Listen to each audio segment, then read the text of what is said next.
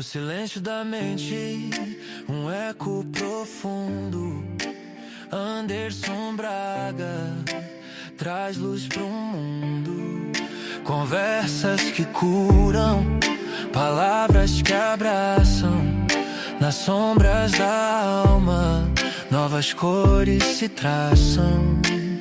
Cada dúvida um passo, cada medo um portal. Saúde mental não é só ideal. Todo mundo é ligado sem asas, na é nada TV sem Vale do mar. Ciclo É do aprender Café. a cair e ainda sonhar. Mentes equilibradas, corações em paz, quebrando as decepções que o tempo traz. Ninguém tá sozinho nessa jornada. A cura começa quando a voz é escutada. TV Vale do Ciclo do Café. Sabe, a dor tem seu lar, mas também tem janelas pra poder ventilar. E naquele divã onde as lágrimas rolam, nasce um novo mapa pras estradas que doem. Não feche os olhos pra sua verdade. A sombra mais longa já foi claridade. O que hoje te assusta amanhã vai te erguer, se deixar o verbo do amor te tecer. TV Vale do Mentes Ciclo do Café. equilibradas, Um novo conceito em TV. paz, quebrando as decepções que o tempo traz.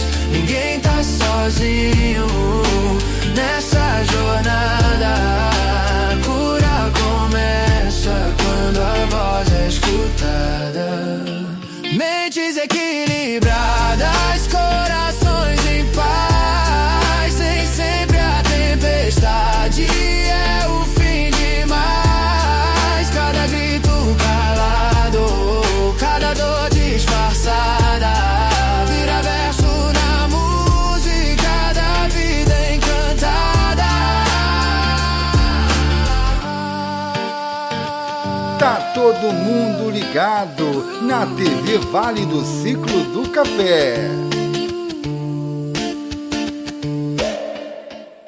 TV Vale do Ciclo do Café. Início com o som de sintetizador eletrônico pulsante, com batidas leves de hip hop entrando gradualmente. O sample vocal abafado dizendo Vale do Café. Bate aumenta um pouco, baixo marcante, entra criando um groove cativante. TV Vale do Café. Sintonia dessa vibe. A TV Vale do Café chegou com energia pra te animar. Esporte, lazer e diversão, transmissão ao vivo em ação. Jornalismo sem cortes pra te informar, entretenimento de qualidade pra curtir sem parar. Batida explode com mais energia. Sejam todos bem-vindos à TV Vale do Ciclo do Café. Um novo conceito em TV. Jornalismo, informação, seriedade. A verdade sem cortes. Esportes, lazer, entretenimento e muito mais. Você encontra aqui. Muito obrigado a todos pelo carinho e confiança. Faremos o melhor por cada um de vocês. E estaremos melhorando e evoluindo a cada dia.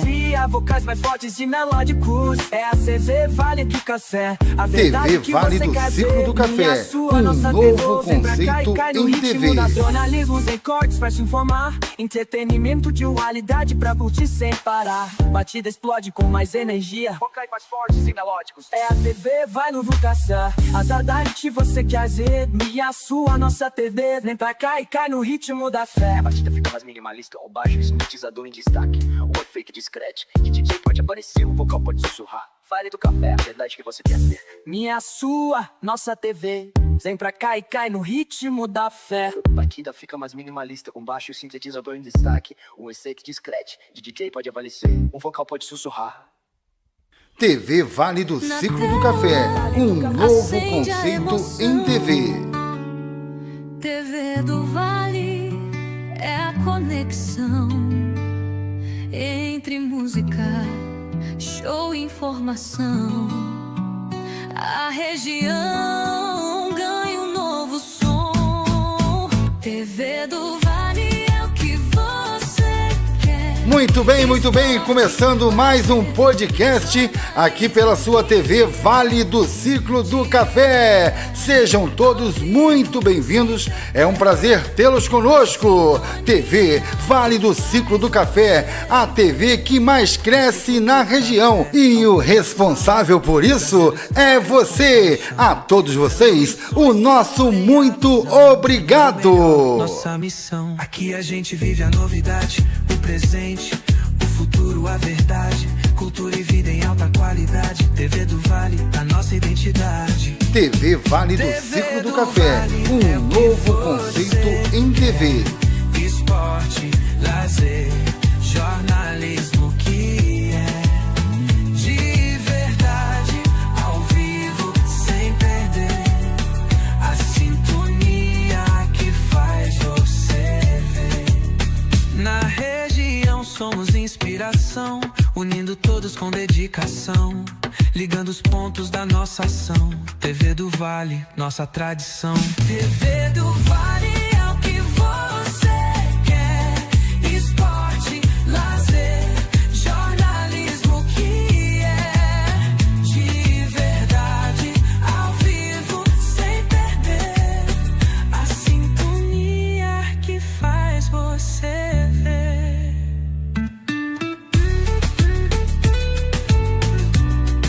Esporte, lazer,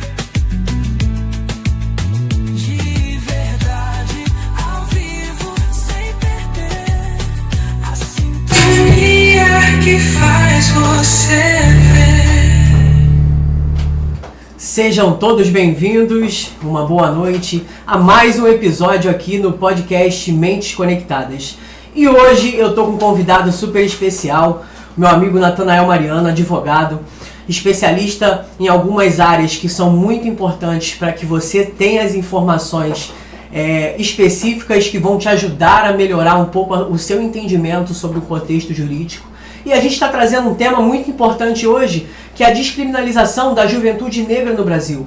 Onde a gente, apesar de tantos mecanismos, de tantas leis e situações que a gente vive hoje, tratados que o nosso Brasil já assinou, internacionais, e a gente ainda entende por que a criminalidade ainda acaba sendo inclinada para a juventude negra. Por que a juventude negra ainda tem essa imagem sobre a criminalidade, sobre a criminalização? Então é um tema muito importante para você, é um tema muito importante para nós, enquanto profissionais da psicologia também, para a gente falar um pouco sobre a saúde mental de todos esses jovens. Então é um prazer ter o Natanael aqui, esse bate-papo vai ser muito interessante para você que já está aqui com a gente, já curte, já comenta, já compartilha para os seus amigos, e a gente vai dar início aí a mais um episódio aqui no podcast, cada vez mais trazendo conhecimento, cada vez mais trazendo profissionais qualificados para a gente falar um pouco melhor sobre diversos temas que afetam a nossa sociedade. Então eu acredito que isso é o mais importante, a gente veicular um meio de comunicação que seja efetivo e de forma orientada para você que pode ter algumas dúvidas.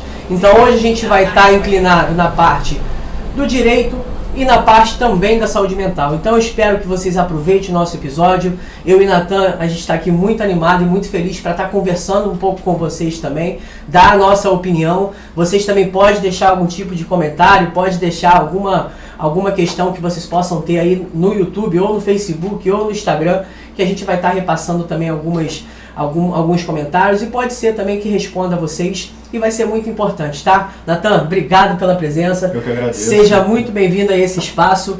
E é sempre bom a gente ter profissionais, Natan, onde a gente possa vincular um pouco o quanto que, desde o nosso juramento até a nossa prática, o quanto que é importante a gente levar direito às pessoas. Com certeza. Você é um profissional, você é um advogado, você trabalha numa crescente orientação e garantia de direito dessas pessoas. E é uma pauta também que você defende, é uma pauta que você trabalha, eu já te acompanho há muito tempo, e eu vejo o quanto que você se esforça para que a juventude negra no Brasil seja ouvida, seja respeitada, que tenha mais dignidade em todos os seus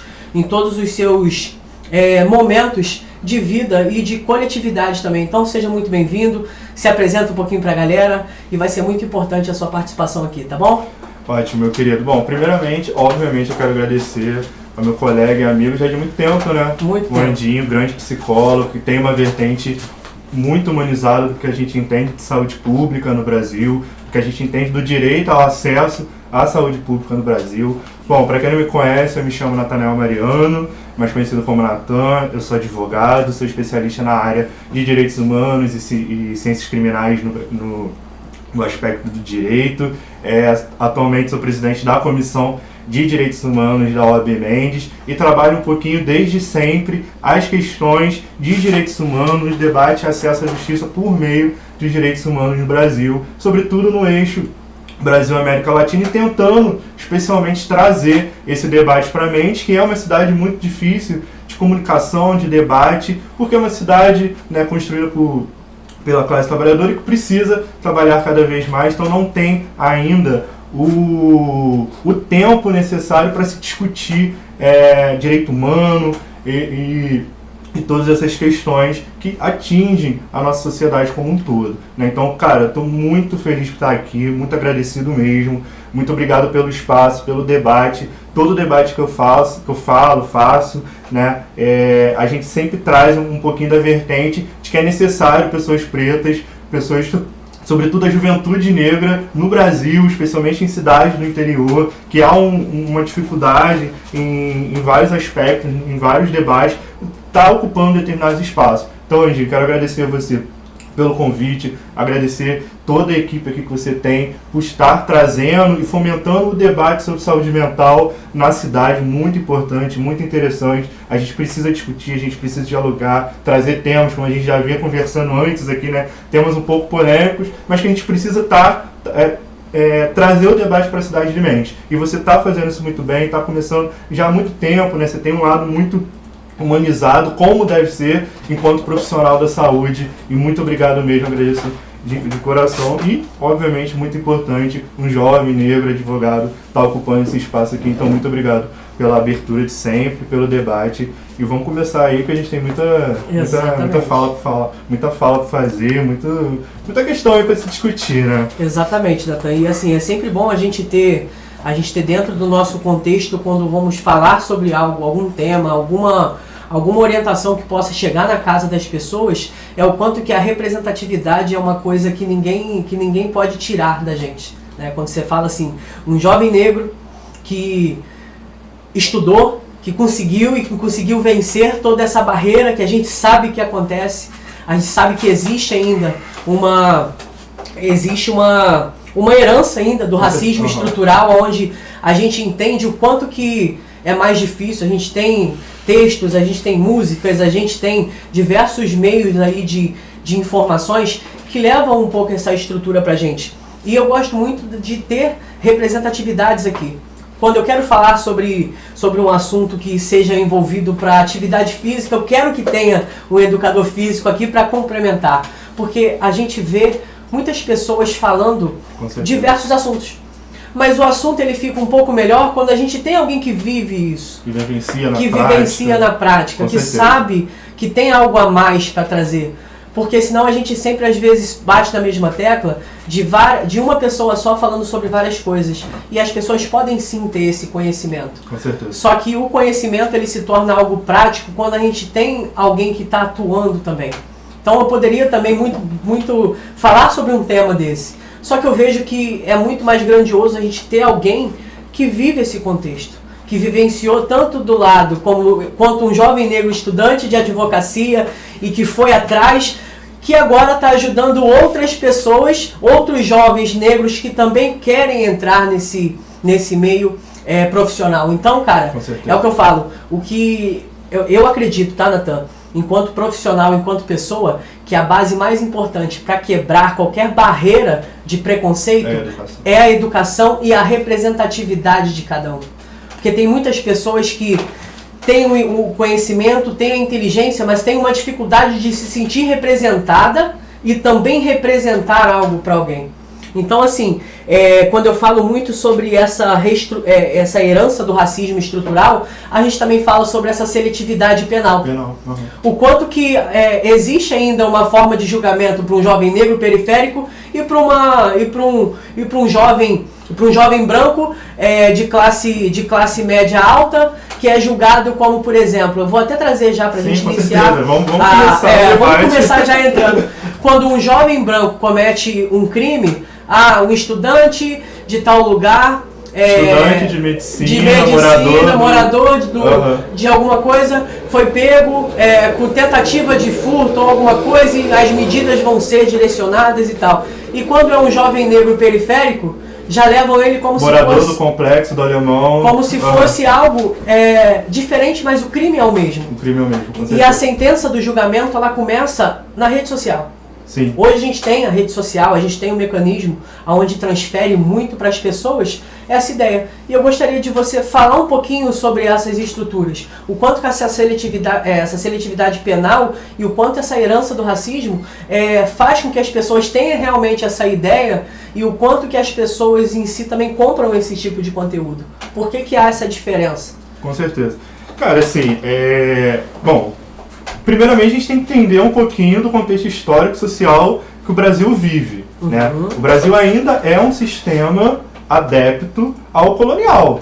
Sim. A gente tem uma herança forte ainda ao que a gente se entende de sistema colonial. Isso é inegável no Brasil. A gente tem um processo de mais de 300 anos de escravidão no Brasil, em que pessoas, sobretudo pessoas racializadas, pessoas negras, pessoas indígenas, passaram por um processo escravocrata, que eram vistas, constituídas, não como um sujeito constitucionalmente ativo. A gente só vai ter um sujeito constitucionalmente ativo, ô Andinho, querido, apenas na Constituição de 1988. Antes disso não havia, entendeu? O homem, né, homem na figura geral, ele era visto como um sujeito, como um objeto, né, como uma coisa, como uma força de trabalho imposta. Né? O racismo, isso que a gente tem que entender, né? Porque as pessoas falam, racismo contra branco existe. Não, racismo contra branco não existe. Exatamente. Porque historicamente, culturalmente, politicamente, geograficamente também, o branco, ele não passou e ainda não passa, né, sobretudo não passou por um sistema hierárquico de imposição de forças. Exatamente. Que foi o sistema de escravidão. Até porque o sistema operacional ali, braçal, não era o branco que não fazia. Exatamente, não era de forma geral, majoritariamente, a pessoa branca.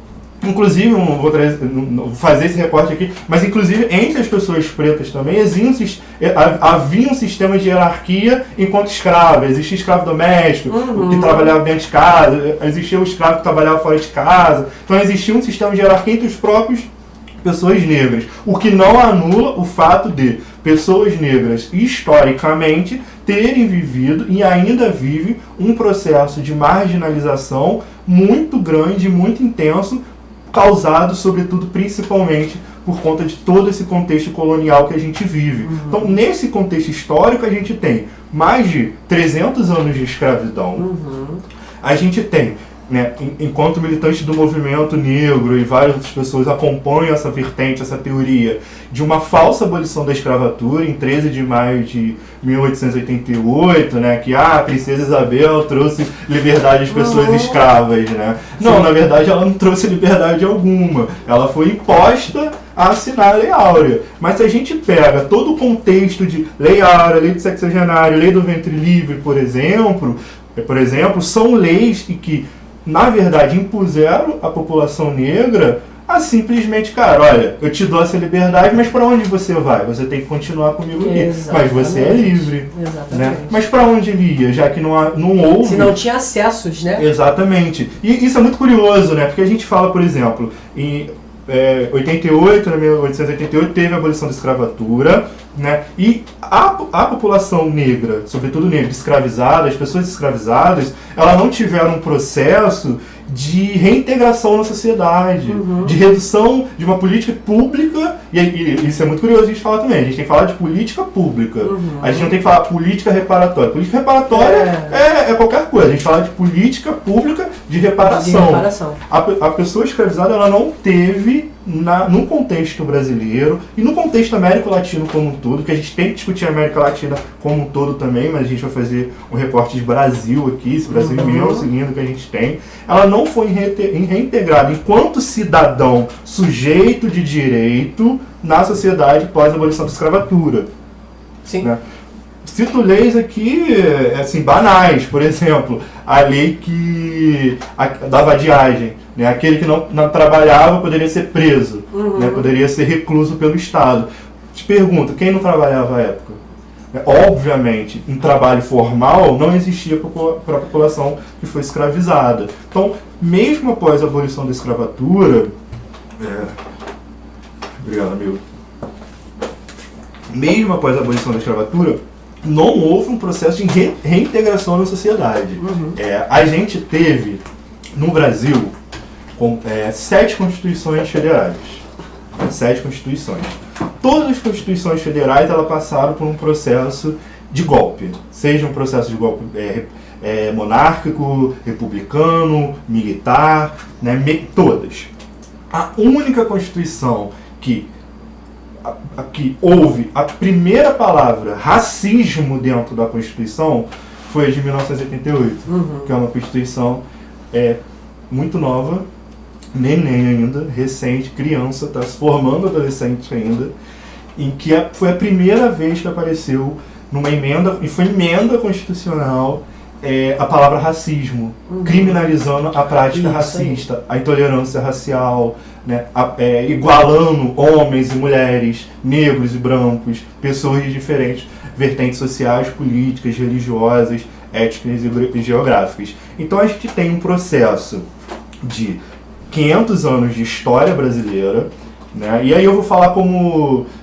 ser específico, 500, 300, para a gente não entrar em conta aqui. Então a gente tem um processo de 500 anos, para a galera entender, de história brasileira, dentre os quais mais de 300, quase 400, nós vivemos um processo histórico escravocrata, cultural, em que se houve a criminalização e marginalização e trabalho forçado, imposto, não era trabalho, mão de obra escrava, sobretudo da pessoa negra, racializada, negros e indígenas, né? Entre outras culturas marginalizadas, mas majoritariamente negros e indígenas, dentre os quais a gente tem hoje um processo livre e democrático, né? Há mais de 100 anos, né? Porém, dentro do contexto histórico, jurídico brasileiro, de filosofia, sociologia jurídica, aquilo que a gente entende como sujeito de direito, a população negra só foi incluída dentro do processo de sujeito de direito, constitucionalmente reconhecido, há um pouquinho mais de 30 anos. Então, né? Você falando isso, me vem muito essa ideia do quanto que essa reparação mesmo, essa reparação histórica que a gente precisa não somente falar como todo mundo já sabe que há uma necessidade da gente... Uma urgência. Necessidade. Exatamente. Entendeu? Justamente porque a gente está falando, Natan, você vem trazendo esses cortes da história. Cara, a gente está falando de acesso básico. A gente está falando de educação, a gente está falando de desenvolvimento pessoal. E quando eu entro nessa parte com você de desenvolvimento pessoal, é a gente pegar numa parte hipotética, quando todos esses movimentos que você trouxe, desde a abolição da escravatura e outros movimentos, o quanto que essa reintegração, ela deixou de ser reintegrada, mas só mesmo te falou assim, olha, você está pronto, você pode ser livre. Mas você não tem... Mas que liberdade é essa? A gente tem que discutir... Exatamente. Que liberdade é essa? A liberdade sem autonomia, a liberdade sem você ter o seu desenvolvimento da sua imagem, da sua identidade enquanto ser humano, daquilo que você pode ter acesso a um trabalho, a um tipo de estudo, um tipo de ferramenta onde você se inclua como um cidadão, se essas portas estão fechadas, seria... visualmente é uma utopia falar que aquilo ali foi algo que mudou a história de todo mundo. Cara, você tocou num ponto extremamente importante aqui, né? Você tocou numa palavra extremamente importante que é a identidade. A gente tem que entender, dentro de todo esse complexo que eu falei, que a identidade da história negra no Brasil, ela é negra e indígena no Brasil, ela é apagada. Sim. Né? Ela é extremamente apagada. A nossa identidade enquanto sujeito de direito, uma identidade cultural, uma identidade histórica, uma identidade política, uma identidade econômica. Então, por exemplo, a gente vê hoje a imagem do Congresso Nacional, ela não é condizente com a realidade brasileira, a realidade de cores brasileira, de classe brasileira, de dinheiro brasileiro, vamos falar assim, né? A gente tem hoje constituído 513 deputados, dentre os quais, né, majoritariamente são pessoas brancas, homens brancos, né, de vários setores comerciais, do agronegócio. Que agronegócio é aquele agronegócio que lá atrás escravizou e açoitou pessoas, que fazem que inclusive, né, há muito aí que se discutiu que esse agronegócio, que mão de obra é essa do agronegócio, né, por meio da escravidão moderna. A gente já discute hoje a escravidão moderna, e o Brasil, nesse sentido, é um dos países que mais atuou contra... É a escravidão com a ilusão de direito dela. Que mais atuou contra a escravidão moderna, e que foi muito subjugada por meio aí um tempo atrás, né? Mas a gente precisa discutir isso. Qual que é a nossa identidade, para onde a gente quer nessa identidade? E aí, entrando, né, no tema específico que a gente quer debater aqui, né, quando a gente fala de identidade, a gente precisa falar desse processo histórico que eu abarquei aqui, bem rápido, bem simples, né, mas enquanto a gente entende de pessoa negra no Brasil. Quem é a pessoa negra no Brasil? Para onde estamos indo? Onde queremos chegar, aonde estamos chegando, porque a gente tem uma população de 200 milhões de pessoas, entre os quais mais de 50% são de pessoas negras. Ponto, isso é fato. As 200 milhões de pessoas são mixigenadas. E a gente tem que discutir que mixigenação a gente formou no Brasil. Exatamente. Que foi um embranquecimento da população. Da população como um todo. E vem né? muito, né, Natan? Vou fazer só esse... E um embranquecimento por meio da cultura do estupro, assim. Isso, por meio de sangue. Isso que eu ia falar agora. Não é um embranquecimento.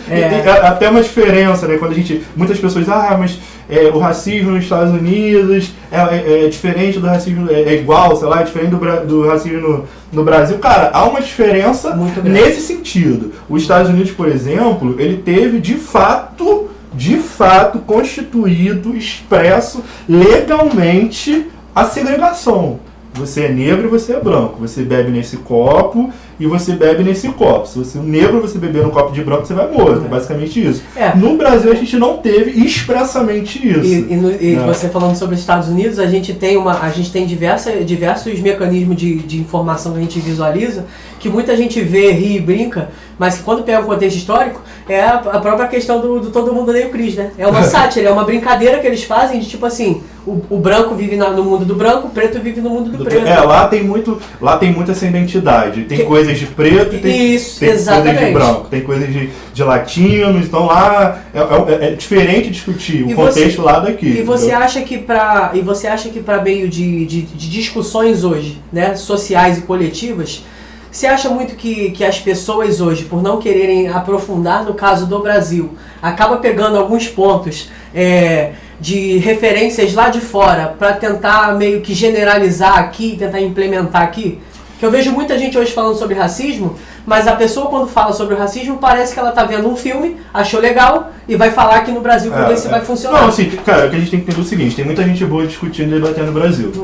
Tem muita gente boa discutindo e debatendo no Brasil. Existem pautas e micropautas. Né? E aí a gente tem que entender o seguinte, obviamente, quando a gente discute contextos raciais, históricos e tudo mais, a gente precisa de referências, né? Nesse sentido, embora, né, vários países que tiveram imposta expressamente, eu sempre gosto de deixar isso, imposto de forma expressa por meio de ativos legais, né, constitucionais, a gente precisa trazer essas experiências de como eles conseguiram acabar, entre aspas, com aquilo. Né, de qual política de reparação de redução de dano, aquilo. Por exemplo, cito um exemplo. A gente tem, no contexto brasileiro que a gente pegou de referência, a cota. dos Estados Unidos, por exemplo. Os Estados Unidos começou a debater cota nos anos 80, 90. A gente começou a debater cota, realmente cota, em 2010 para cá. Então. Né? Então a gente traz referências. Sim.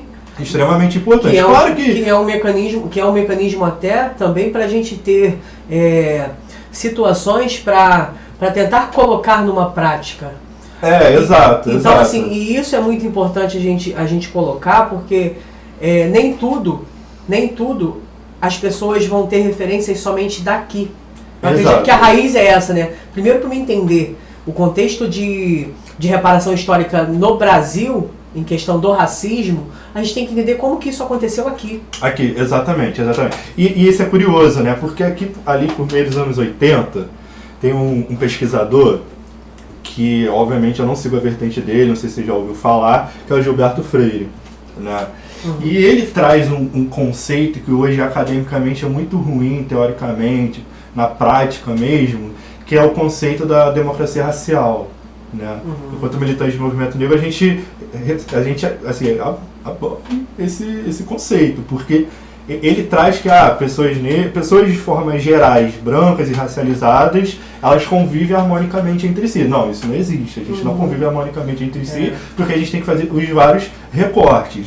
E recortes são esses. Primeiro, a gente tem que debater uma questão de precarização da população negra. As políticas públicas são precarizadas para a população negra. E por isso existe políticas reparatórias, como, por exemplo, cota. Né? É uma política reparatória de reintegrar a reinserção, na verdade, da população negra, sobretudo do jovem negro, na sociedade, né? Por meio do processo educacional. Né? Então, por isso que hoje a cota ela é expressamente e constitucionalmente, isso é muito importante dizer, válida no Brasil. Né? Além de um processo de precarização que a gente passa no Brasil, nós também tivemos, como eu já falei, um processo de invisibilidade por meio do apagamento histórico, né? Muito por conta desse conceito de democracia racial. Vamos deixar o passado de lado e vamos discutir o presente. Isso, por exemplo, aconteceu até no processo ditatorial no Brasil. Vamos discutir ditadura, vamos para frente. Cara, isso que a gente precisa discutir para trás. Mais importante do que... Mais importante não, tão importante como discutir o para frente, o presente, é discutir o para trás para a gente tentar reparar esses erros. Então a gente tem 4 pontos aqui: um processo de precarização, um processo de invisibilidade, um processo de criminalização, que a gente entra, né, no tema especificamente. O que é esse processo de criminalização? Cara, é você pegar o jovem, o corpo negro, o corpo preto, e aqui eu falo corpo de forma geral mesmo, porque, e aí eu vou fazer alguns recortes, é você pegar esse corpo, essa identidade, e traçá-lo por meio de um perfil que ele é criminoso. E isso, academicamente, já foi muito aceito.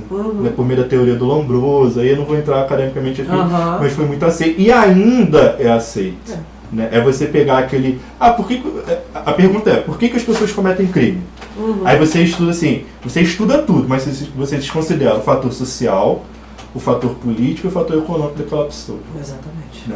E como advogado que também atua na área criminal, né, e isso é até interessante, porque quando a gente atua na área criminal, as pessoas falam, você está defendendo bandido. Cara, sim, eu estou defendendo o direito daquela pessoa que cometeu um crime. Não é porque ele cometeu um crime que eu não estou defendendo o indivíduo, pessoa andinha, estou defendendo o sujeito direito andinho. Que cometeu um crime. Que cometeu um crime.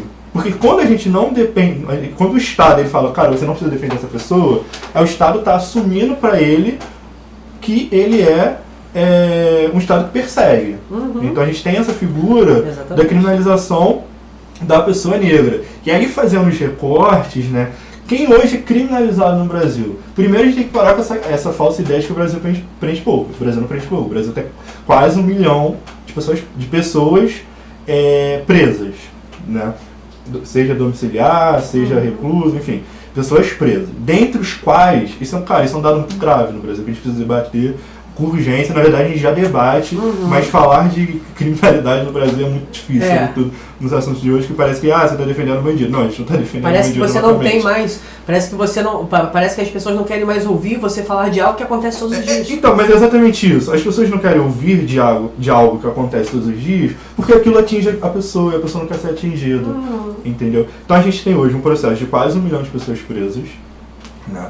Dentre os quais mais de 600, 700 mil são pessoas presas preventivamente. O que é isso? É aquela pessoa que não tem uma sentença, não é aquela pessoa que o juiz fala assim, estar presa de fato, você vai ficar presa.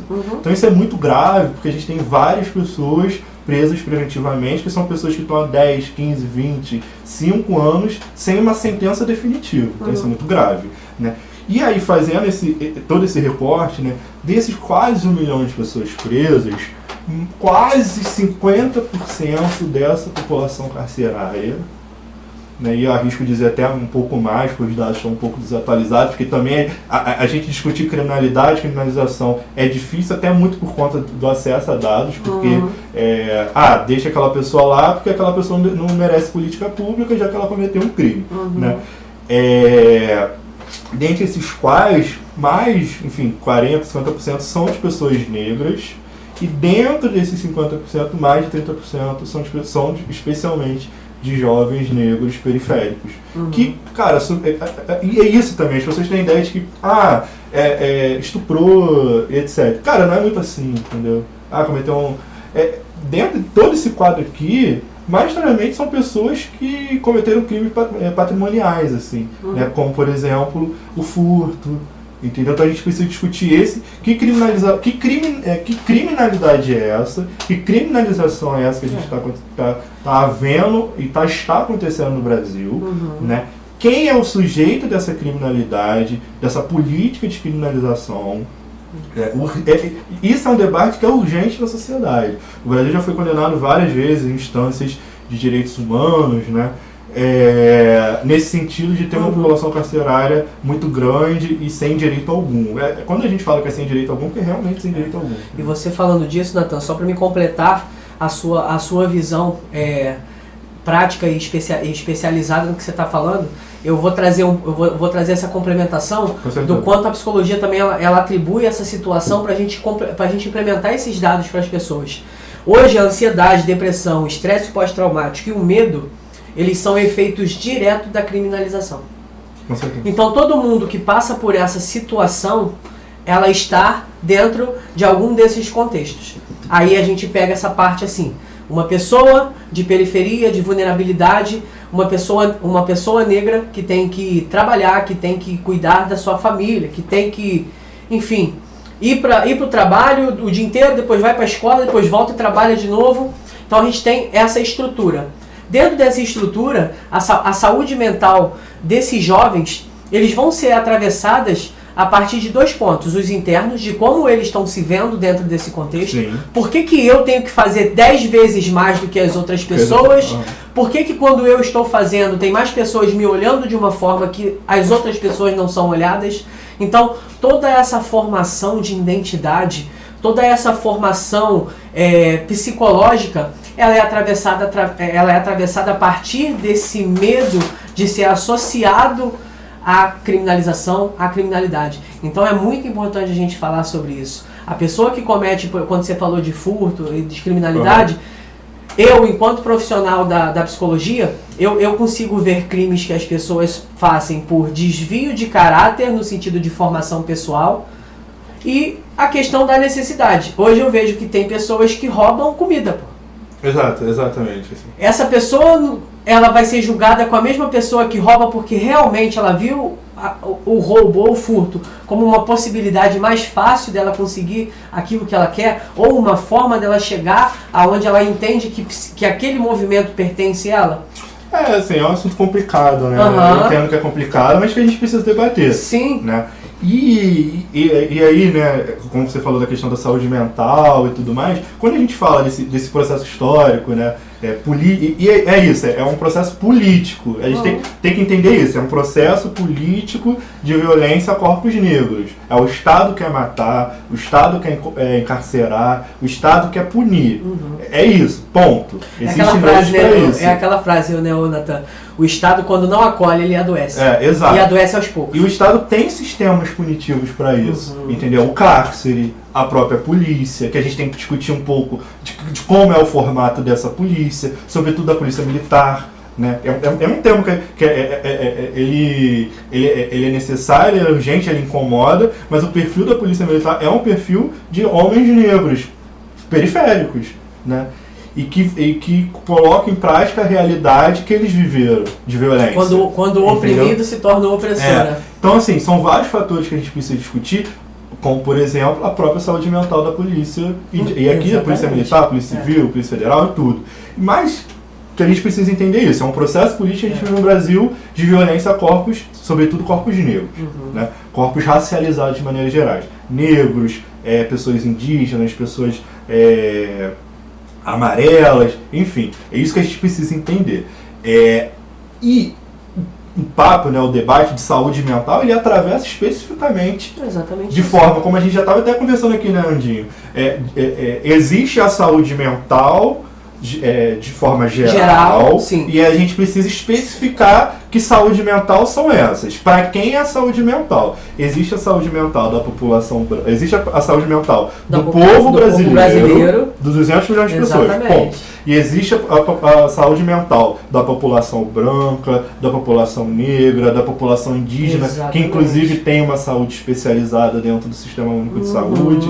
Existe a saúde mental da população cigana, que também é um outro povo racializado, que sofre uma perseguição muito intensa do Estado. Existe a população do povo periférico amazônico. Então, assim, são várias questões que a gente vai debatendo aqui e que atravessam diferentes, só para concluir muito rápido. E que a violência atravessa diferentes corpos, né? Por exemplo, cara, quando você sai para estudar e você dá de cara com um tiroteio, por exemplo, como é recorrente na favela do Complexo do Amaré, que é uma das maiores favelas do estado do Rio de Janeiro, em que a briga ali é territorial, Estado, narcotráfico, Estado miliciano, Estado traficante, enfim, são vários, é uma guerra territorial ali, né? E quando você sai, o jovem negro sai, seja para trabalhar, que já tem que pegar o transporte público, que é um transporte extremamente precarizado. Ele sai para estudar, ele é atingido por meio de uma violência, um tiroteio, cara, obviamente aquilo vai atravessar de uma maneira diferente. E quando ele morre, quem vai ser atravessado é a família dele. E quem que é a família dele? É a mãe negra solo, que geralmente mora com a mãe, com a avó negra solo, de uma família de mães negras solos. Então a saúde mental atravessa, né, esses corpos de maneira diferente. São corpos que sofrem, são corpos que vivenciam a sofrência e a sobrevivência de viver num estado periférico. Exatamente. Entendeu? E isso atravessa, Natan, só para completar a sua informação, o quanto que, para a gente discutir saúde mental hoje, dentro da questão da juventude negra, a gente precisa falar de uma saúde mental falando também dos direitos sociais básicos, porque é ali que cresce o desenvolvimento. Quando eu falo em saúde mental no geral, eu sempre falo isso para as pessoas, em outros episódios aqui que eu fiz também dentro do podcast, eu falo que o seu desenvolvimento emocional é a partir da sua infância, aí você atravessa a sua adolescência e você atravessa a sua vida adulta. Ali você vai trabalhar situações em você que você aprende como referências do que você vive, pai, mãe, tio, tia, quem cria você, quem cuida de você, você vai ter um formato de ideia de mundo. Só que aí, quando você vai ficando mais velho, vai tendo mais desenvolvimento, você faz parte daquela visão que você tinha de mundo. E quando você chega na vida adulta, você vivencia isso, tentando quebrar um pouco esse padrão que você aprendeu. Por exemplo, quando a gente fala sobre juventude negra, quando a gente fala sobre uma comunidade onde as pessoas vivem dentro de um contexto de vulnerabilidade social, e lembrando sempre, galera, que vulnerabilidade social, a gente está falando no contexto geral sim, tá? Então a gente está falando só porque mora numa comunidade, não. A gente está falando sobre acesso à educação, acesso a trabalho, acesso à dignidade, acesso a todo tipo de construção para garantir o direito e o respeito daquelas pessoas. E encaixa muito bem naquilo que você falou. O jovem negro, ele tem uma visão de mundo que quando ele sair de casa para estudar, alguma coisa de ruim pode acontecer. Cara, é exatamente isso. Aí ele começa a criar isso dentro da vida. Não é um modo de vivência, é um modo de sobrevivência. É a sobrevivência. Uhum. Então, assim, hoje a gente tem esses pensamentos, essas construções dentro do nosso plano emocional, a nível de quê? De eu tenho que estar sempre em alerta o tempo todo. E se eu estou em alerta o tempo todo, eu vou desenvolver uma ansiedade, eu vou desenvolver alguma questão emocional que vai me prejudicar na minha tomada de decisão. Aí, quando a gente fala sobre essa questão de, quando o jovem é atingido, quando ele tem algum ferimento ou pode levar até a morte, a gente está falando também de uma família exposta. E dentro dessa família sendo exposta por aquela dor, por aquele sofrimento, existe a construção de outros jovens que também estão passando por isso. Então aquilo se torna algo comum.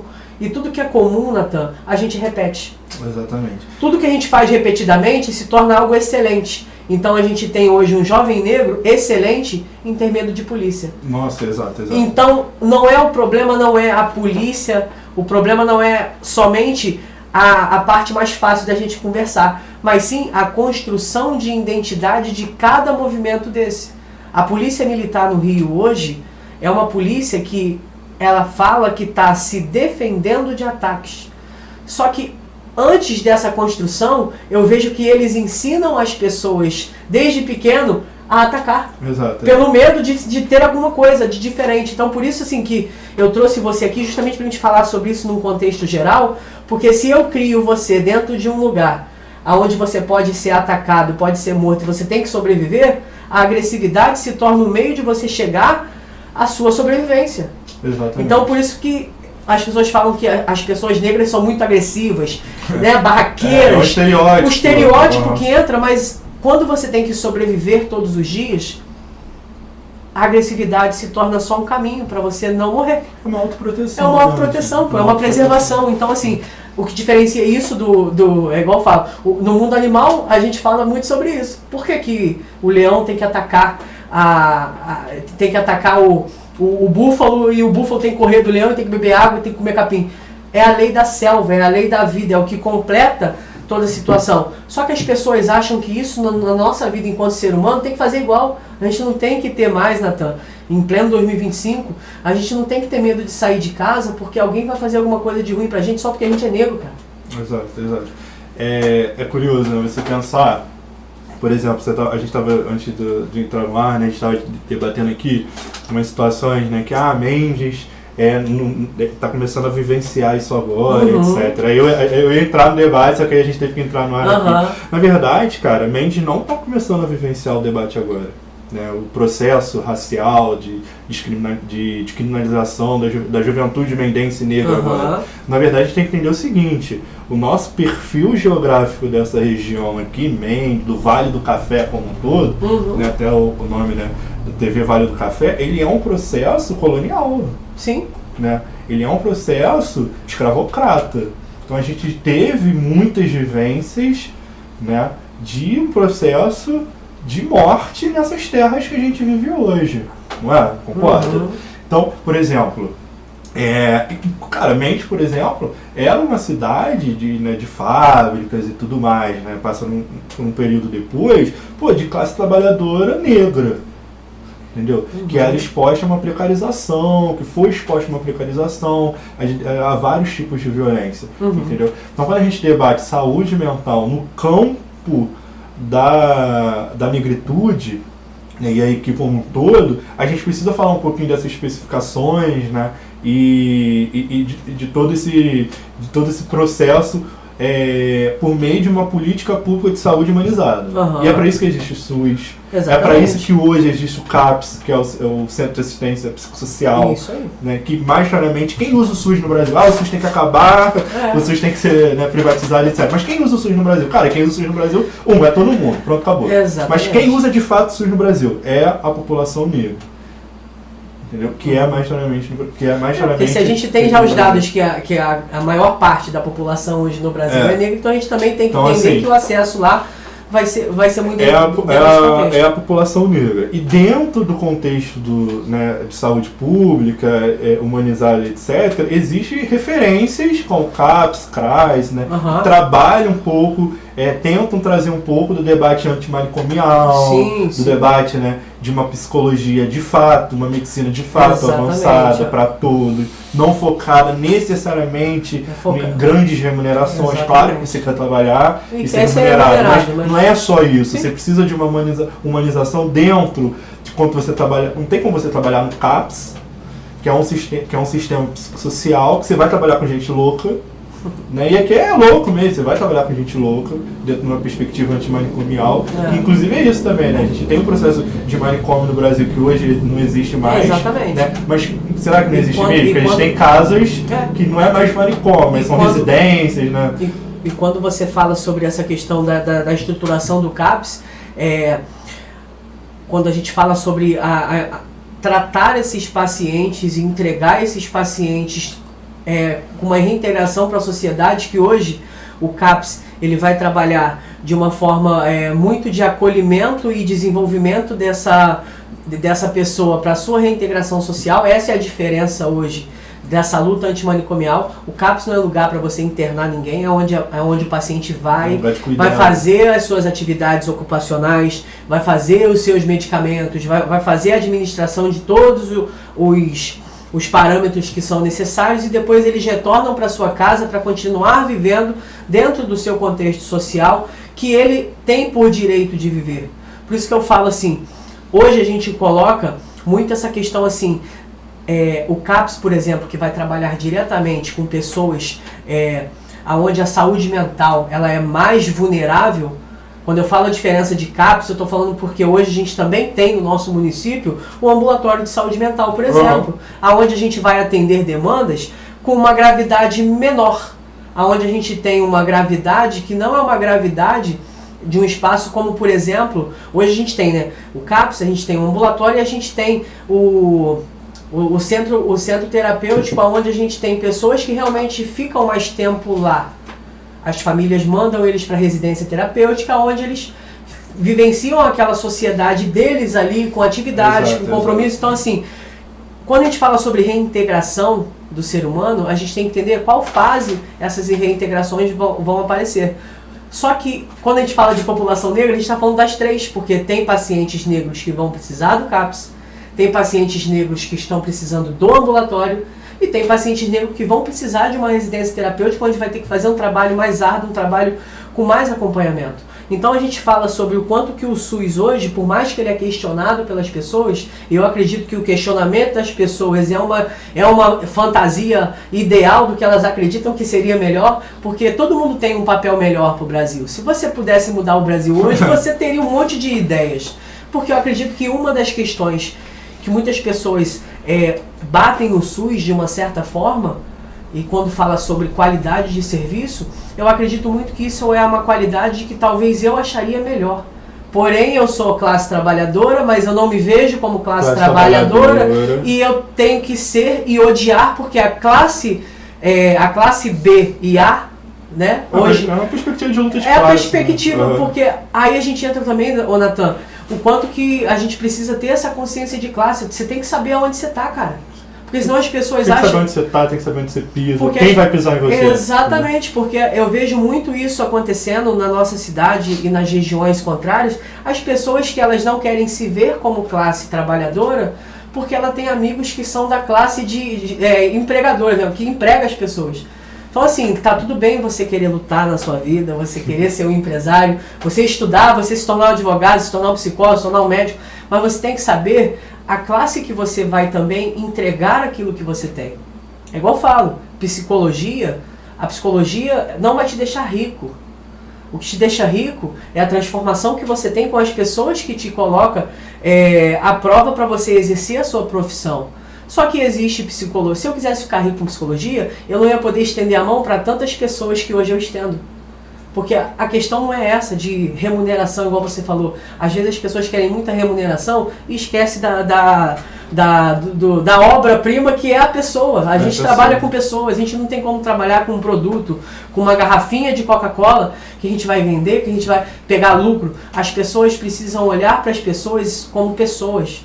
A gente está olhando muito as pessoas, ainda mais em pessoas em vulnerabilidade, como números de voto, como números para engrandecer algum tipo de dados que vão ser coniventes para algum tipo de informação. Porque, pô, é muito fácil você falar que na comunidade hoje vulnerável o nível de agressividade aumentou e o nível de assalto aumentou. Por que que isso acontece? A gente tem que pensar o porquê. Cara, é muito doido a gente debater isso, que a gente já entrou em vários aspectos, temas, né? Em vários aspectos. Mas hoje, inclusive, a gente nem fala, pelo menos do campo do direito, a gente nem fala mais em vulneráveis, né? A gente fala em população hipervulnerável, né? E trazendo a perspectiva de direitos humanos, né, do que a gente pensa de direitos humanos, do que a gente pensa de acesso à justiça, acesso à saúde, que é um direito constitucional básico, né, de pensar aquele indivíduo, de atingir um grau de escolaridade por meio do acesso à educação, ir ao hospital e ser bem atendido por meio do direito à saúde, de um processo, né, de assistencialismo por meio do direito à assistência social. A gente precisa entender por que foram criados tantos dispositivos legais nesse sentido, né, que é o artigo 5º da Constituição Federal, que é o maior artigo da Constituição Federal, que é o artigo de direitos sociais, direito político, direito do trabalho, enfim, direito social como um todo, individuais e coletivos. A gente precisa entender por que a gente criou esse artigo, como a gente vai aplicar os direitos na prática e não apenas somente no processo teórico. A gente precisa entender quais são os direitos positivos e os direitos negativos que a gente pensa. Direito ao acesso à saúde é um direito positivo, direito ao acesso à justiça é um direito positivo, por exemplo, né? E a gente precisa, e isso tudo entra no aspecto de direitos humanos, que é mais especificamente a minha área, né? Os direitos humanos hoje, Landinho, dentro de uma perspectiva geral, ele é muito questionado. Né? A gente, não é direito humano, é direito dos humanos. Cara, mas peraí, vamos pensar de forma etimológica aqui. O que você quer dizer com direito dos humanos? Né? Que humanos é esse que você está falando? Que indivíduo humano é esse que você está falando? Por que esse indivíduo humano não pode ter o acesso a ter o direito basilar enquanto humano? Né? Isso é muito doido. Então, os direitos humanos, ele é um estudo prático, teórico, né, que a gente precisa aplicar de fato na sociedade. E é para isso que existe a Constituição Federal e outros dispositivos legais. Agora, quando a gente fala desse debate, né, de criminalização da juventude, de criminalização de corpos negros como um todo, sobretudo da juventude, a gente está falando que o direito dos humanos daquela população está sendo afetado. Né? A gente não é normal, a gente não precisa, não pode, não deve se normalizar, se naturalizar, né, o estado natural de que a gente precisa prender, a gente precisa carcerar, a gente precisa matar, a gente precisa fazer grandes operações em periferias, até porque isso não funciona. A gente está vendo na prática que é questionável esses métodos. A gente não pode naturalizar que aquele corpo, que aquele jovem está sendo violentado de alguma maneira pelo Estado. A gente não pode normalizar a situação. Exatamente. Porque isso acaba, Natan, envolvendo diretamente a terceirização de responsabilização. Aquilo que é responsabilidade do Estado, por ele não dar conta, ele acaba jogando essa terceirização, por exemplo, se você não roubar, é só você não roubar para você não ser preso. É só você não cometer algo que você não vai ser preso. Exatamente. Isso é uma terceirização geral, porque tipo assim, qual é a finalidade disso? Qual é a finalidade de você ter uma perspectiva de vida que você também tem que carregar um peso que não é seu? E quando eu falo isso, eu não estou falando no contexto geral, eu estou falando sim no contexto da juventude negra. Por que confundem um guarda-chuva com um fuzil na mão de um jovem negro? Cara, exatamente Por que confunde?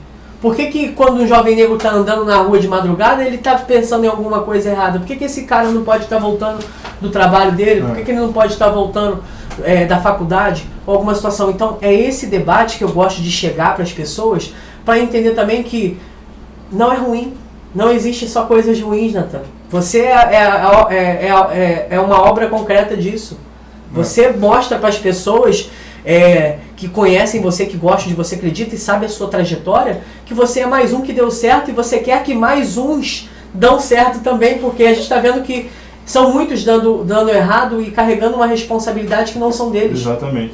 Assim, alguns pontos que a gente dentro dessa fala que a gente precisa abordar. Uhum. Primeiro que debater criminalidade, segurança pública, enfim, saúde mental, direitos humanos no Brasil é extremamente complexo, extremamente delicado, até por conta do nosso passado colonial, etc. Mas o que a gente vê hoje, né, são respostas simples para problemas complexos. O jovem, ele comete um delito e vamos prender o jovem.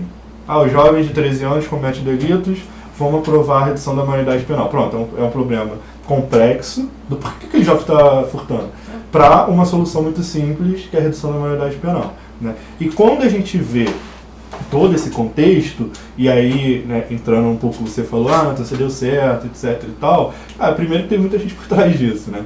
Mas eu fui criado dentro de um método, uma perspectiva de pensamento coletivo. No meu pensamento social, é um pensamento social coletivo. Sim. Então, o que eu quero para mim, né, e que eu estou buscando, ainda estou alcançando, eu quero pro próximo, sobretudo para aquela pessoa periférica, entendeu? Então, cara, é difícil, é uma batalha muito árdua, né, que a gente trava enquanto defensores de direitos humanos, porque muitas vezes as pessoas dão respostas simples, genéricas e extremamente subjetivas para um problema extremamente complexo do que é a criminalização da juventude. E, cara, eu imagino você, até mesmo enquanto profissional da saúde, né, e aqui eu vou citar um fato histórico, que é a Covid, né, que era um problema extremamente complexo para soluções que as pessoas davam como simples, né? Não vacina não, todo mundo se imune, todo mundo vai ficar com a imunidade natural. Cara, não é assim, entendeu?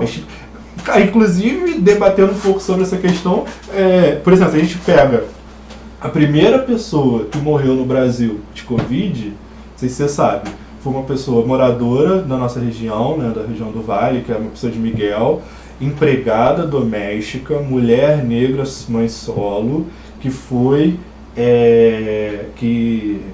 se contagiou pela Covid por meio dos patrões brancos que viajaram e voltaram da Europa e trouxeram. Então você vê que um corpo de uma mulher negra, um corpo negro, foi o primeiro a ser morto por essa questão, né, da Covid, etc. Então você vê como o processo de violência no Brasil, ele é muito objetivo, mas também muito subjetivo, né? E aí, por exemplo, cara, quando a gente pensa, não sei se você soube, se a galera soube, mas alguns anos atrás, teve dois contextos interessantes no Brasil que a gente precisa debater um pouquinho e entra no aspecto que a gente está falando aqui, né? A gente está falando, né, a gente entra em vários debates, e realmente é para debater mesmo, a gente vai dos direitos humanos à Covid, porque é isso, cara, tudo atravessa cara, quando a gente debate, tudo que a gente está falando aqui é um debate político, né, de políticas públicas.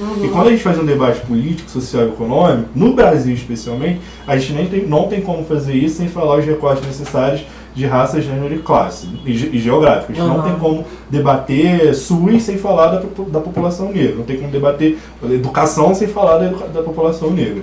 Mas teve dois fatos extremamente de violências no Brasil que são muito significativos. O primeiro é o caso do Miguel, que é uma criança que foi para a escola e tomou um tiro de fuzil. Né? O segundo foi o fato de uma agente política, vereadora do Rio de Janeiro, ser fuzilada no Rio de Janeiro. Né? O segundo, assim, eu vou fazer esses 4, são casos que eu sempre gosto de trazer. Foi da menina Acta, que também é uma jovem negra que foi morta pela violência policial, violência estatal. Eu gosto muito de definir isso, assim, violência estatal. Né? O terceiro foi o quarto foi o caso de um homem negro abordado pelo agente da PRF, jogado no camburão do agente da PRF. O agente simplesmente pegou e jogou uma bomba um gás lacrimogêneo dentro daquele carro. E o último, assim, que eu considero chocante, e isso alinha bastante o que a gente está falando, né, de um atravessamento, de uma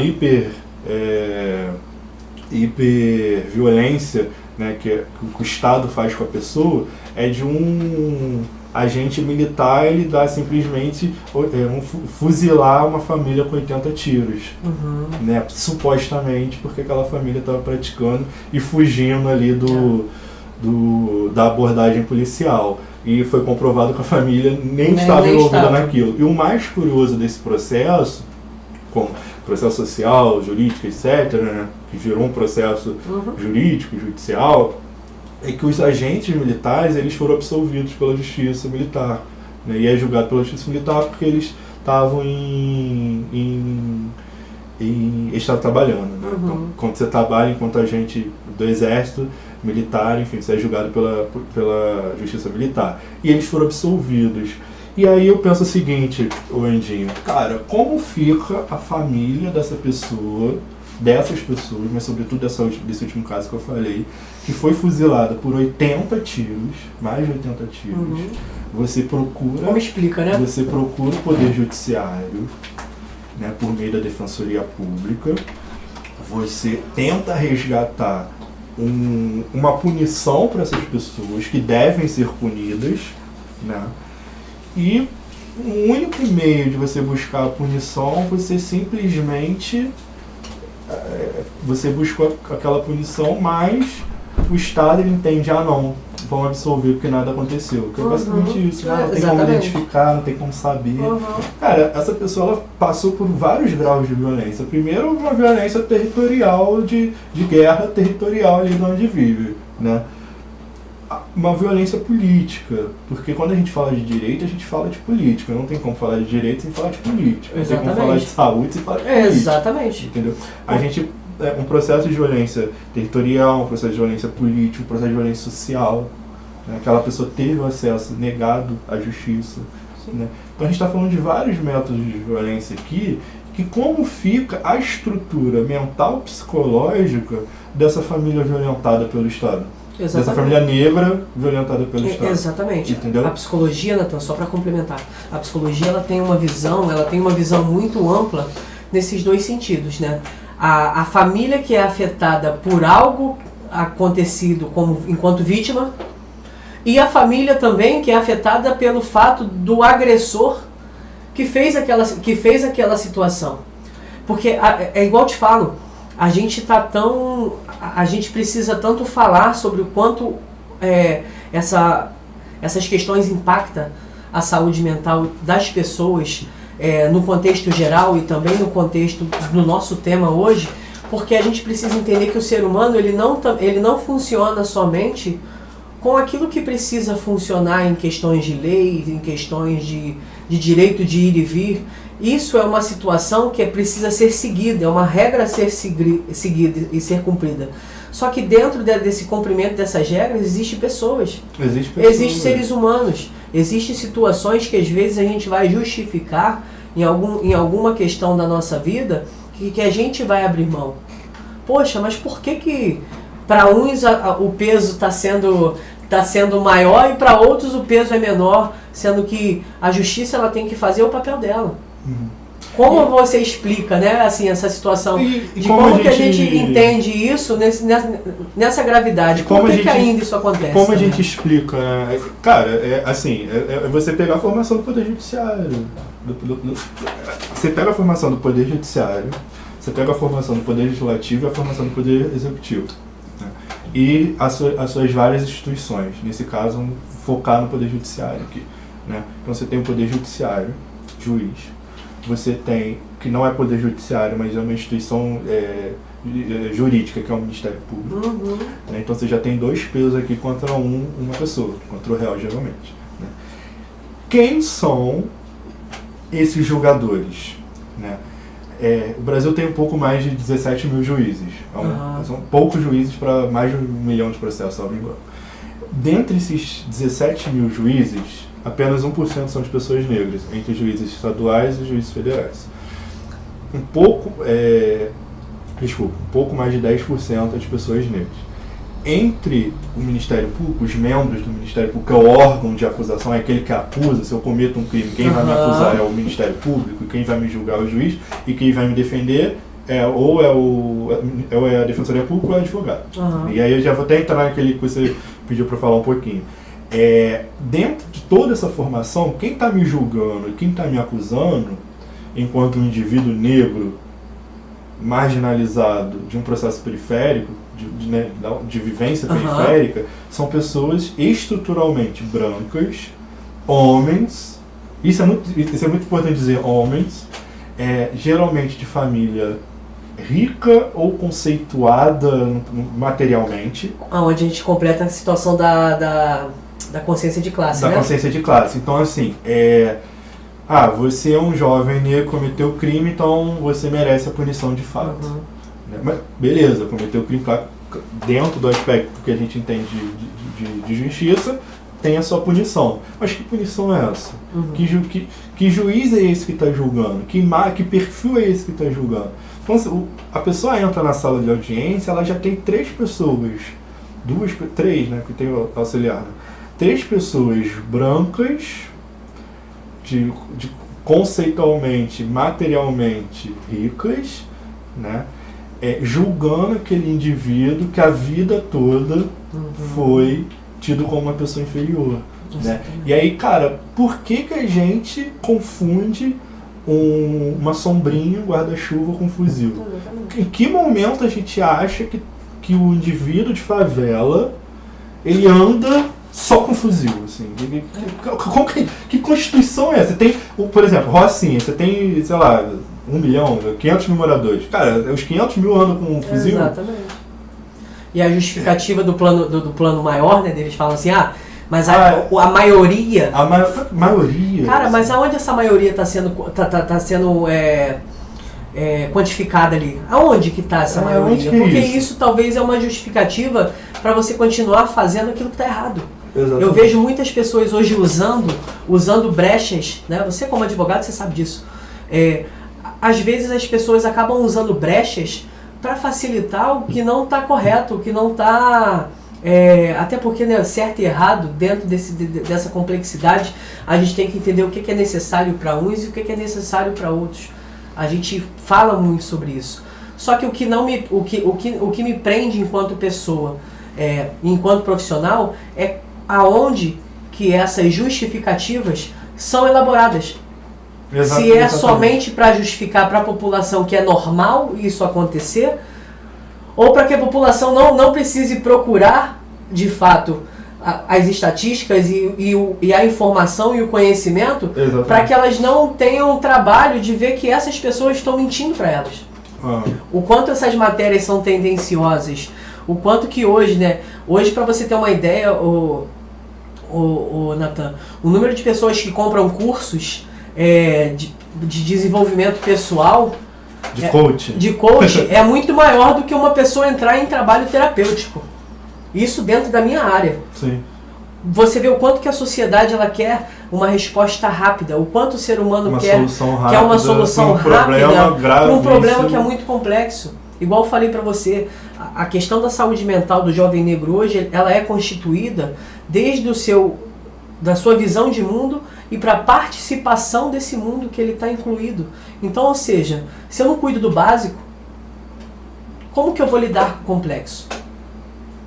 Se a justiça brasileira hoje não for na base de tudo, como que ela vai lidar com as coisas complexas que estão acontecendo? Exatamente. E se esbarra dentro desse procedimento que você fala, do executivo, do legislativo e do judiciário, né?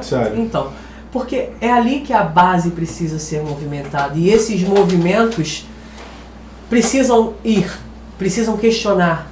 Porque senão só troca as cadeiras.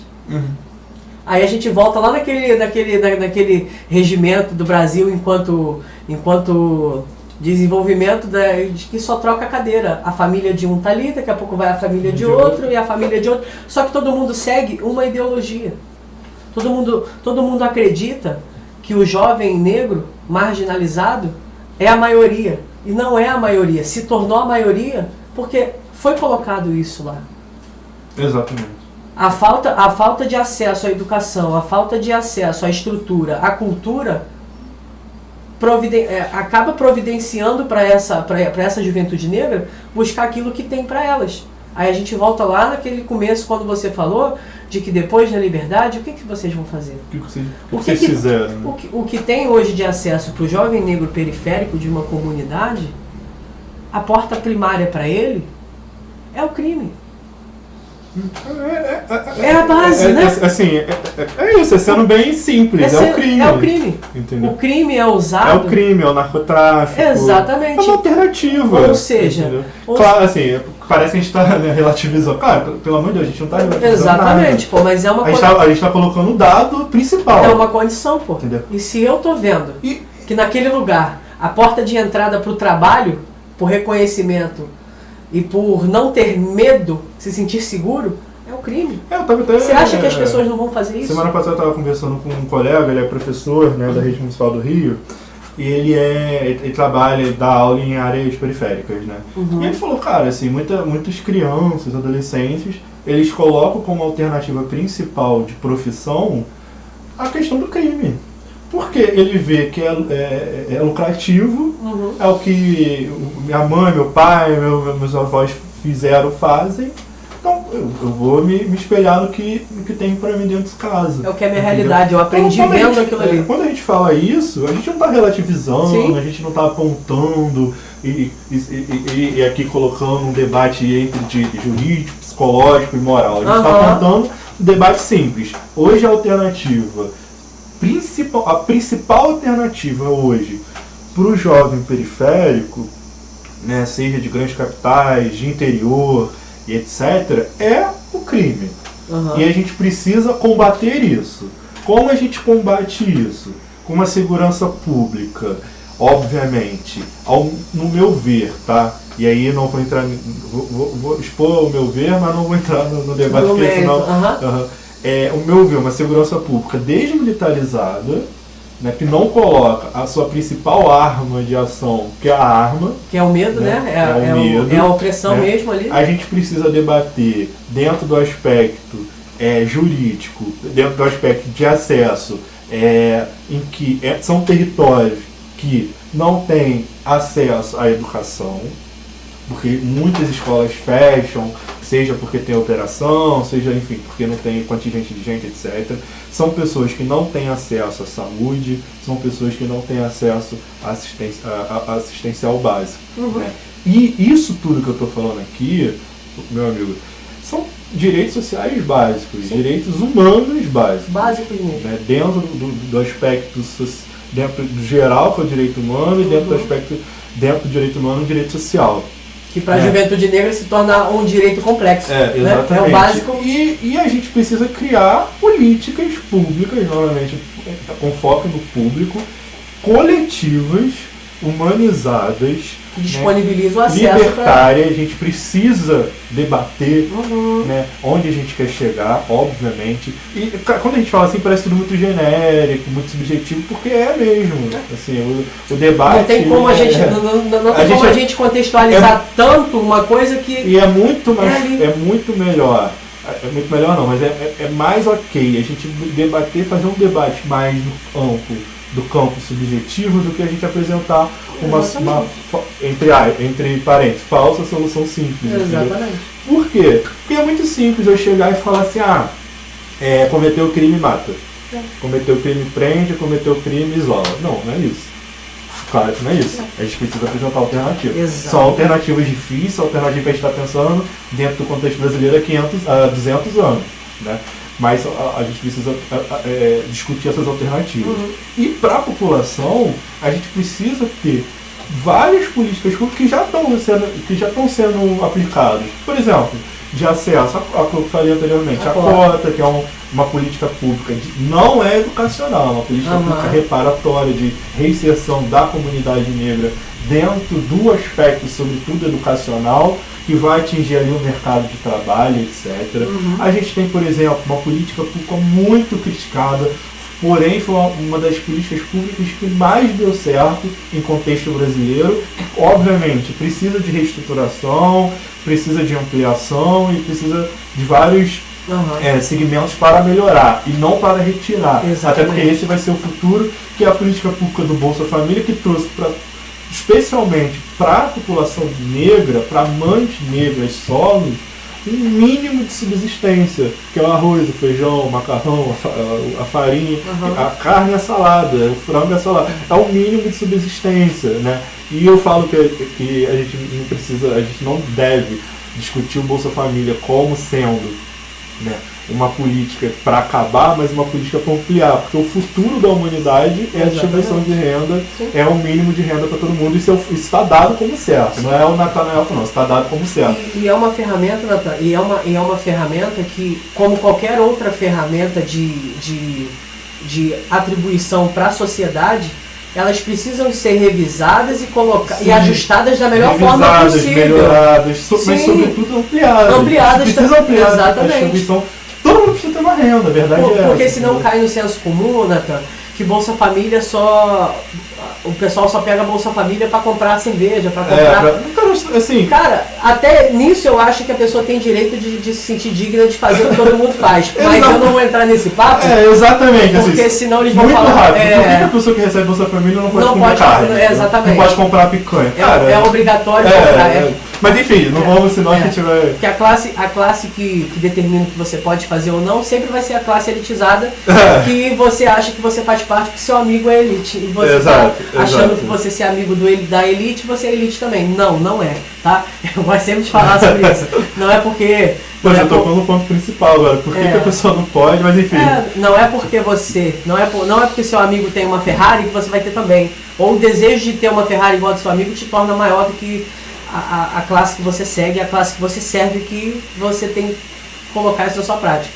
Então, isso é a base construtiva muito importante pra gente aqui, porque eu vejo, Natan, quando eu te falo isso do controle, enquanto o ser humano quer controlar o que o outro deve ou não fazer, as classes menos vulneráveis, mais vulneráveis, com menos informação, com menos estrutura, elas vão ser atacadas. Porque o cara que não precisa do Bolsa Família, ele vai achar um absurdo as pessoas usar o Bolsa Família para comprar coisas que para elas é importante. Mas para você que está ali dentro daquele contexto, você também quer se sentir pertencente à sociedade. É que a gente tem que entender o seguinte, cara, todo mundo é sujeito de direito. Independente. E essa política de assistência social e distribuição de renda, que, novamente repito, o futuro da humanidade é a distribuição de renda universal. Mas aí é outro debate para outro dia. Momento, com certeza. Mas essa política também reparatória de distribuição de renda, que atingiu principalmente a população negra, que botou muito jovem negro dentro da universidade, é uma política que trouxe o mínimo de dignidade humana. Porque é isso também. Tudo que a gente está debatendo aqui, e foi algo muito importante que eu acabei esquecendo de falar. Tudo que a gente está debatendo aqui, né, dentro do aspecto... Isso tudo aqui é dentro do aspecto constitucional, né? O que a Constituição demanda, claro que a gente está debatendo por meio informal. Mas tudo que a gente está debatendo aqui atinge o principal ponto, que é a dignidade humana. Sim. Então, esse tipo de política pública, ele valoriza, ele aplica, na verdade, o que é de fato a dignidade da pessoa humana. Então, a gente precisa debater, a gente precisa discutir, não são assuntos fáceis, a gente não quer resposta e solução simples. A gente precisa integrar todo um sistema de sociedade, nós aqui enquanto profissionais da área de saúde, da área jurídica, mas sobretudo aqueles profissionais que estão na base da sociedade, que são os profissionais de educação, que é a galera que está ali lutando dia a dia,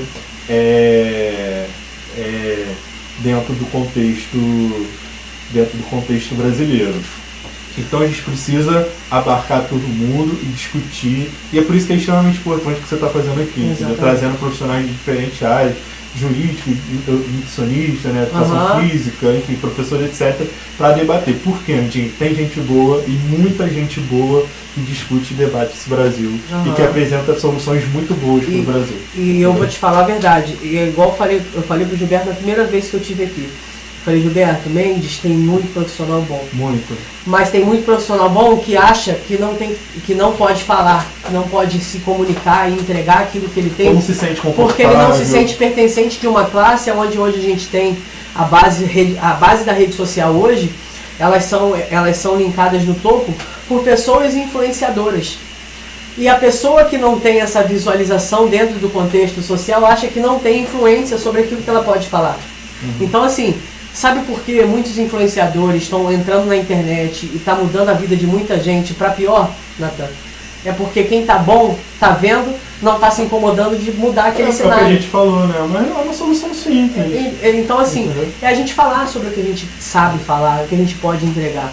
Então, assim, eu acredito que a nossa maior dificuldade para trazer esse debate hoje é, de fato, o que a gente pode colocar como uma orientação e discutir possíveis soluções práticas, mas que não é fácil, não é algo comum. Então, assim, é sempre bom a gente vincular isso para a gente encerrar esse debate de hoje. Sim, gente, infelizmente tudo que é bom acaba num certo momento. A gente poderia ficar aqui mais 2, 3 horas falando, mas eu acredito que a gente também vai abrir temas para vocês que gostaram desse episódio de hoje. A gente vai abrir temas para a gente falar novamente. Com certeza o Natan vai estar aqui novamente para a gente falar sobre outros temas específicos. Para você que gostou, para você que acha legal, dá um feedback para a gente.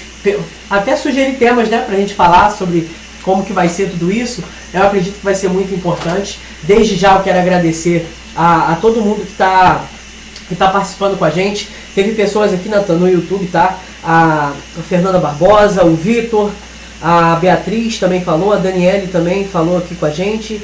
No Facebook também teve algumas pessoas que falaram, que comentaram e que achou super válido esse debate. E eu acredito que seja isso. Quando a gente fala sobre saúde pública, que é a minha especialização, eu me especializei dentro da psicologia da saúde pública.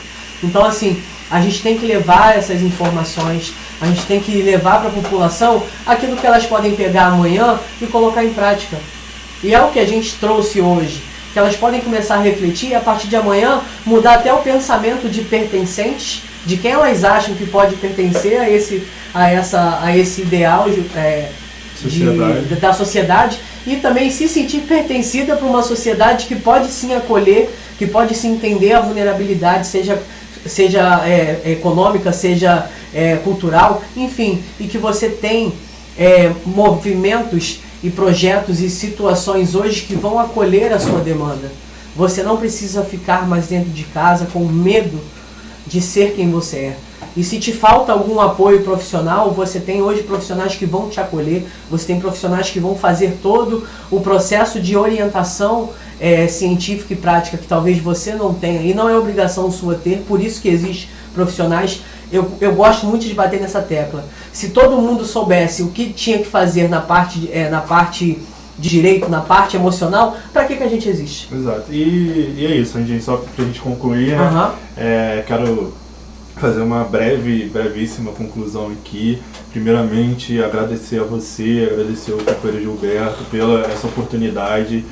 Novamente, colocar um jovem negro dentro desse espaço, que coloquem mais pessoas negras, mulheres, né, pessoas LGBTs, pessoas indígenas, enfim, dentro desses espaços, que a gente ocupe cada vez mais esse espaço. Então agradeço pela oportunidade, pelo diálogo democrático, pela concepção de ideias, há divergências, há convergência, mas sobretudo a gente respeitando o espaço democrático que é aqui o seu podcast. Então, obrigado por essa iniciativa, por essa oportunidade, que você avance e amplie cada vez mais essa ideia, o espaço, a logística, tudo, né?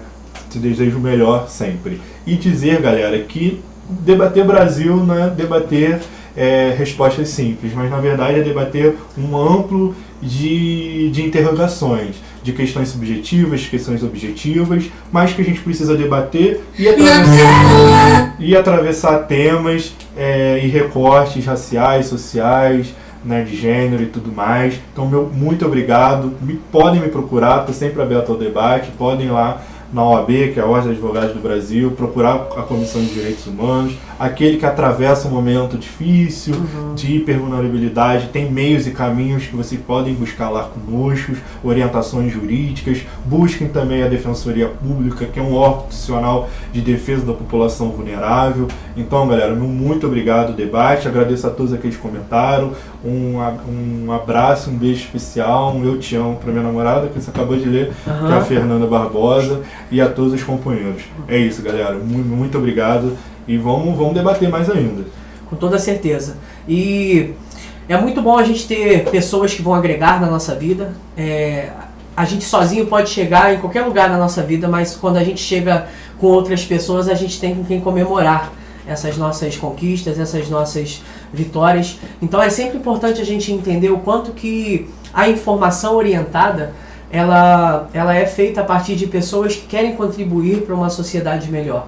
Então eu acredito que isso seja a base construtiva para que a gente comece a ampliar um pouco alguns cenários, movimentar alguns ajustes que são necessários, e eu quero muito agradecer a presença de todo mundo que está fazendo esse podcast acontecer. Eu fico feliz a cada convidado que passa por aqui, o quanto que a gente consegue trazer públicos e trazer pessoas para essa comunidade que está crescendo, que está se formando. Então vai ser muito importante para todos vocês. Quero mandar um abraço aqui para a galera lá do Posto Mega, que a gente tem uma parceria lá com o Mega, que todo podcast, todo ao vivo que a gente está, eles transmitem lá também no posto, na conveniência, onde as pessoas que estão lá também possam estar assistindo, possam estar acompanhando com a gente. Quero dizer também para vocês que no nosso próximo episódio do Mentes Conectadas, eu vou estar com outro advogado aqui, que é meu amigo Felipe, onde a gente vai discutir... Ótimo. A gente vai discutir um pouco, Natan, sobre esse suporte psicológico, esse suporte emocional para as famílias vítimas de algumas situações criminais. Excelente profissional, atua muito na área do direito carcerário. Então. Meu parceiro, eu sou vice-presidente dele da Comissão de Direito Carcerário da OAB dele, com certeza esse é um debate...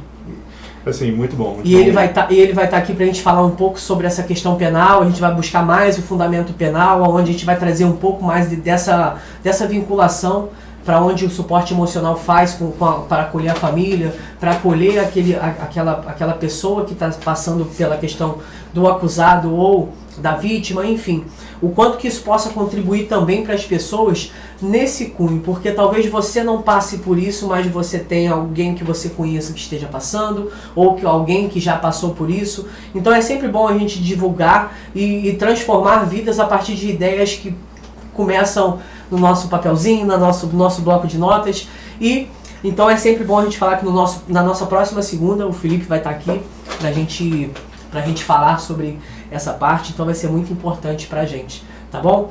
Então é sempre importante a gente colocar profissionais aqui que vão contribuir para vocês e para mim, enquanto profissional da saúde também. Eu gosto muito de aprender. Falei com o Natan aqui no bastidor que eu tô aprendendo muito mais também com o podcast, onde eu tô inclinando em várias outras áreas. E para essa semana ainda, na quinta-feira, a gente vai ter aqui o podcast do Vale do Ciclo do Café, com Marcelo Calegari, Forcato, o Celso e a Madalena, não é isso, Gilberto? Isso aí, Pedal de 5 Lagos. Os organizadores lá do Pedal de 5 Lagos, que é um movimento que tem aqui na nossa cidade. Então é nessa quinta-feira, às 20 horas, na TV Vale do Ciclo do Café, o podcast com o meu amigo Gilberto Calegari, ele que é responsável por tudo aqui que a gente está iniciando esse projeto. Nosso intuito da TV é levar informação, é levar conhecimento para vocês. E também, Natan, a gente também está com essa ideia de vocês também se tornarem parceiros nossos da TV. Para você que tem um empreendimento, para você que tem um trabalho, e você gostaria de divulgar o seu trabalho, divulgar o seu empreendimento, ofertar os seus serviços, a gente vai estar pegando através dessas parcerias todo esse vínculo de você estar aparecendo no nosso ao vivo, de você estar aparecendo nas nossas redes sociais com a divulgação, o nosso fluxo de pessoas graças a todo o nosso trabalho e o dono do mundo, né? A gente está conseguindo alcançar cada vez mais pessoas, o nosso número de alcance, nosso número de engajamento através de vocês que estão aqui com a gente vai aumentando, então isso é uma oportunidade também para você que quer alavancar o seu negócio, então fique à vontade, pode mandar mensagem aqui para mim, pode mandar mensagem para o Gilberto, que vai ser muito importante ter vocês aqui como parceiros desse canal, e esse canal vai mudar a vida de muitas pessoas e já está mudando. Eu já recebi, Gilberto, pessoas na rua que estão falando que tá gostando muito do trabalho, tá gostando muito do que a gente está trazendo, porque é uma informação, é algo que eles podem aplicar no dia a dia deles, então eu acredito que o melhor resultado para aquilo que você faz é o contato boca a boca e o direto que você tem com as pessoas que estão sendo afetadas. Porque eu sou muito claro, Natan, com tudo que eu faço. Se tiver ruim, pode chegar e falar, Anderson, foi uma coisa horrível. Porque eu vou ter a humildade de ver aonde está ruim, aonde está errado, e que eu quero sempre melhorar, eu quero sempre levar o melhor para as pessoas, porque é o que eu desejo para mim. Com certeza. Todo dia que eu levanto da minha cama para ir trabalhar, eu desejo o melhor para mim. E se eu estou desejando o melhor para mim, eu vou entregar o meu melhor para as pessoas. Então é a minha forma de entender que eu possa mudar algum cenário na vida das pessoas. Né, é a construção do pensamento coletivo. Exatamente. E cada semente é uma semente, entendeu? Então, o que você traz aqui é um debate público, é um debate político que tem que ser cada vez mais alavancado em nossa cidade, que ainda é uma cidade pequena, conservadora, que esses temas precisam estar em voga cada vez mais e que saúde mental é o debate do século. Então, novamente, agradeço o espaço e para vocês tudo de bom, que vocês cresçam cada vez mais, que vocês têm todo o suporte para crescer. Com toda certeza. E eu agradeço muito por vocês, enquanto meus convidados estão fazendo parte, o Gilberto também tem os convidados dele, que está fazendo um trabalho muito legal também. Inclusive, semana passada veio o George, né? Ele é meu coach lá do CrossFit, muito bom. E a Rita também, agora que eu lembrei. A Viviane, irmã dele, no dia 13, também falando de igualdade racial. Só fazer esse parênteses muito rápido, né? Mendes tem a primeira coordenadoria de igualdade racial de todos esses anos de emancipação que a gente tem, que é uma coordenadoria que eu tive nesse processo, né, de participação, de construção dela, né, que começou lá na OAB, que a gente começou a discutir um pouco sobre racialidade, negritude e direitos humanos lá nos espaços da Ordem dos Advogados do Brasil aqui de Mendes, e que hoje gerou o fruto da coordenadoria, que é uma amiga, e que a gente ela está, né, na verdade, travando um debate bem legal lá, e a gente dá um mínimo suporte para ela por meio do Conselho de Direitos Humanos aqui de Mendes, que também é o primeiro Conselho de Direitos Humanos aqui da cidade. Então, novamente, cara, muito bom o que vocês estão fazendo aqui, que vocês cresçam cada vez mais. E a questão é essa, né? O Gilberto fala muito sobre isso, eu também gosto de pontuar muito sobre essa questão do quanto que a gente tem muita coisa boa, e muita coisa boa que nós mendenses temos precisa ser mostrada para as pessoas e ter que ser mostrada. A rede social hoje é um lugar que te leva de Mendes a Portugal, a outros países, em questões de segundos numa transmissão. Exatamente. Onde a gente fala sobre as nossas ideias, onde a gente debate tudo que a gente precisa trazer para enriquecimento pessoal e coletivo. Então, assim, é sempre importante a gente ter isso como uma ferramenta principal. A essência do meu podcast, a finalidade desse podcast ser criado, a Mentes Conectadas é isso, é a gente conectar tudo que a gente puder na vida de cada pessoa. Vai ter pessoas que vão assistir esse nosso episódio ao vivo amanhã, semana que vem, mês que vem, e que vai ser usado na vida de cada uma delas, até a nível educacional também. Eu acredito que tem outras parcerias que daqui a pouco vão surgir a partir da gente também, que é uma situação que eu vou estar conversando daqui a pouco com o Gilberto. É um spoiler que eu estou dando aí.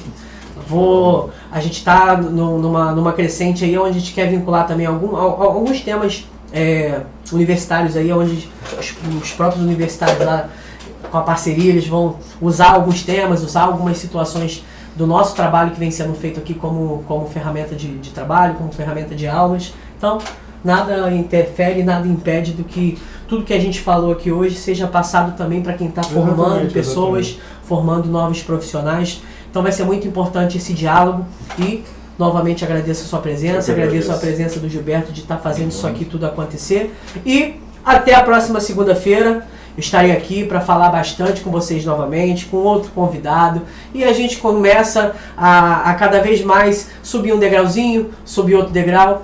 Quem quiser pode vir com a gente. E quem não quiser, eu peço que reflita hoje por que não quer e amanhã venha com a gente também. Não tem problema nenhum. Não precisa se sentir, eu sempre falo, não precisa se sentir obrigado a estar aqui, não. Pelo contrário, eu quero que você venha de coração aberto para você entender tudo isso que a gente está levando, todos os nossos conteúdos, e vocês são nossos convidados, vocês que fazem isso tudo acontecer. E desde já, um obrigado, boa noite. E aquela frase, Edberto, que eu gosto sempre de falar comigo. Respira fundo comigo agora, puxa o ar bem lentamente e solta bem devagar. Respira comigo e sempre foca. O agora é tudo que temos. Então, vamos trabalhar o nosso agora. O amanhã a gente deixa para quando ele vai acontecer. O passado é um lugar de referência, não um lugar de permanência. Então, a gente não precisa permanecer naquilo que a gente foi. Então, a gente vai construindo o que a gente é agora para aquilo que a gente quer ser. E nada melhor do que ter pessoas capacitadas e profissionais de qualidade que te ajudam a ser um pouquinho melhor, como ajuda eu a ser um pouquinho melhor, como ajuda o Natan a ser uma pessoa melhor. Então, desde já agradeço, muito obrigado. Valeu, até a próxima, foi um prazer ter vocês aqui com a gente. E eu encerro hoje nosso episódio e dizer para vocês que nessa quinta-feira, nessa semana ainda, tem mais um episódio aqui do Gilberto, onde ele vai estar falando bastante de um projeto que vem crescendo na nossa cidade. E sejam... Um projeto que vai virar podcast também. Vai virar podcast. Olha aí, podcast. Ó. Então a gente tem mais uma pessoa aí engajada para levar um pouco desse projeto, um pouco dessa estrutura. E para você que quiser saber sobre como funciona, né, o Pedal Mendes aqui, você vai saber, o de 5 Lagos, você vai entender na quinta-feira, onde vai estar aqui o Marcelo, né, o Gilberto? Isso aí, Marcelo Calegari Forcato. O Marcelo Calegari Forcato, o Celso e a Madalena. Então, para vocês que querem saber um pouco sobre o Pedal 5 Lagos aí, vai ser um prazer ter vocês aqui. E, posteriormente, virando podcast, vocês vão ter também outras informações, outras questões que possam contribuir para a sua vida. Então, um abraço apertado no coração de todo mundo e até a próxima semana, gente. Valeu, galera.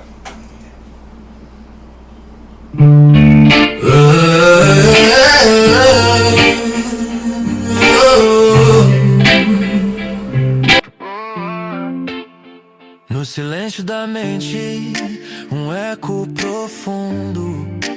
Anderson Braga traz luz pro mundo. Conversas que curam, palavras que abraçam. Nas sombras da alma, novas cores se traçam. Cada dúvida é um passo, cada medo um portal. Saúde mental não é só um ideal. É voar sem asas, é nada sem mar. É aprender a cair e ainda sonhar. Mentes equilibradas, corações em paz, quebrando as decepções. Tá todo mundo ligado na TV Vale do Ciclo do Café. Nessa jornada, a cura começa quando a voz é escutada. O psicólogo sabe, a dor tem seu lar, mas também tem janelas pra poder ventilar. E naquele divã onde as lágrimas rolam, nasce um novo mapa pras estradas que doem. Não feche os olhos pra sua verdade, a sombra mais longa já foi claridade. O que hoje te assusta amanhã vai te erguer, se deixar o verbo do amor te tecer.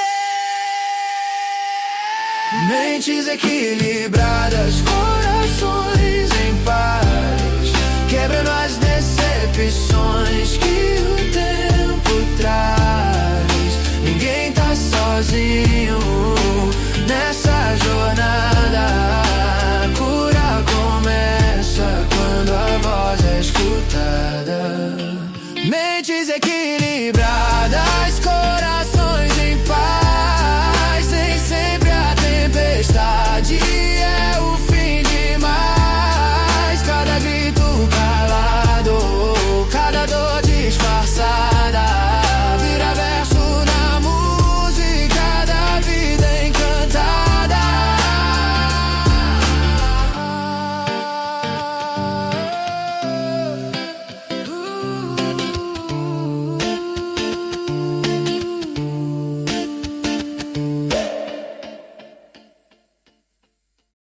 TV Vale do Café. Início com um som de sintetizador eletrônico pulsante. Tá com todo batidas leves mundo de hip hop entrando ligado na gradualmente. TV Vale do Ciclo do A Café. batida aumenta um pouco, baixo marcante entra criando um groove cativante. Oh, TV Vale do Café. Sintonize essa vibe. A TV Vale do Café chegou. Com energia pra te animar, esporte, lazer e diversão, transmissão ao vivo em ação, jornalismo sem cortes pra te informar, entretenimento de qualidade pra curtir sem parar. Batida explode com mais energia, vocais mais fortes e melódico. É a TV Vale do Café, a verdade que você quer ver. Minha, sua, nossa TV, vem pra cá e cai no ritmo da fé. Novo conceito pra te surpreender. Funk, hip hop, eletrônico pra você. A juventude tá no controle, essa é a vibe do nosso rolê. Jornalismo sem cortes pra te informar, entretenimento de qualidade pra curtir sem parar. Batida explode com mais energia, vocais mais fortes e melódicos. É a TV Vale do Café, a verdade que você quer ver. Minha, sua, nossa TV, vem que cai no ritmo da Zé. TV Vale do Café, a verdade que você quer ver. Minha, sua, nossa TV, vem cá e cai no ritmo da fé. A batida fica mais minimalista, um baixo sintetizador em destaque, um beat de um scratch de DJ pode aparecer, um vocal pode sussurrar. Vale do Café, da verdade isso tá vibe, a verdade no ar, TV Vale do Café, pode se conectar. Batida de vocais no auge, com possível sobreposição de vozes e harmonias. TV Vale do Ciclo do Café, um novo conceito em TV.